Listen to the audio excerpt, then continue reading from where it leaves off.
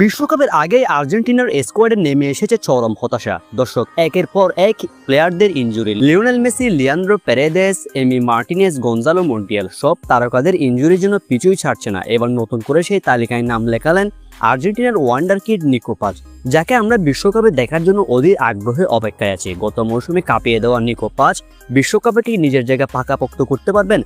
এমন প্রশ্নের জবাবে এবার সন্দেহ দেখা গিয়েছে দর্শক, কেননা নিকো পাজ এখনো তার ইনজুরি থেকে 100% ফিরতে পারেনি, অর্থাৎ নিকো পাজ সম্পূর্ণ ব্যথামুক্ত নয়, যে কারণে নিকো পাজের বিশ্বকাপ থেকে বাদ পড়ার সম্ভাবনা তৈরি হয়েছে এবার।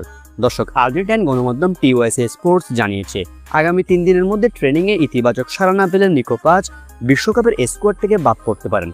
কিন্তু প্রশ্ন হলো, তার জায়গায় কে ঢুকবেন, পাওলো দিবালা নাকি এমিলিয়ানো বুয়েন্দিয়া? অনেক ভক্ত সমর্থকেরা মনে করছেন পাওলো দিবালাকে নিকো পাজের পরিবর্তে নেওয়া দরকার যদি নিকো পাজ বাদ পড়েন, কিন্তু লিওনেল স্কালোনি ভাবছেন অন্য কথা। দর্শক, ইতিমধ্যে এমি বুয়েন্দিয়ার সাথে যোগাযোগ করেছেন আর্জেন্টিনার মাস্টারমাইন্ড কোচ লিওনেল স্কালোনি। তিনি সরাসরি এমি বুয়েন্দিয়াকে জানিয়েছেন তার ছুটি স্থগিত করার জন্য, অর্থাৎ এমি বুয়েন্দিয়াকে দলের সাথে ট্রেনিং চালানোর জন্য নির্দেশ দিয়েছেন স্কালোনি।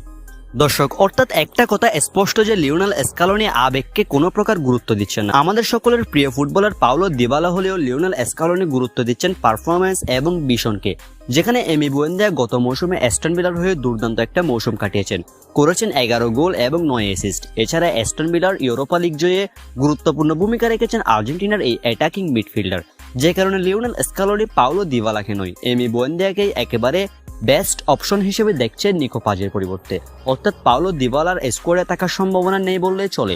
আর্জেন্টিনার বর্তমানে অন্যতম সেরা তারকা নিকো পাজ, সে যদি বাদ পড়ে পাওলো দিবালা নয়, এমি বুয়েন্দিয়া দলে স্থানান্তরিত হবে, কেননা এমি বুয়েন্দিয়ার পারফরমেন্স ছিল গত সিজনের টপ নচ, আর্জেন্টিনার হয়েও সে ভালো করতে পারবে। অন্যদিকে পাওলো দিবালা বর্তমানে ইনজুরি প্রবণ প্লেয়ার, সেটা আপনার মানতেই হবে। পাওলো দিবালার ফিটনেসও বর্তমানে তেমন একটা ভালো নয়, যে কারণে লিওনেল স্কালোনিও এই বিষয়টি বিবেচনায় রেখেছেন। ফলস্বরূপ দিবালাকে না ডেকে দলে ডাকছেন এমি বুয়েন্দিয়াকে।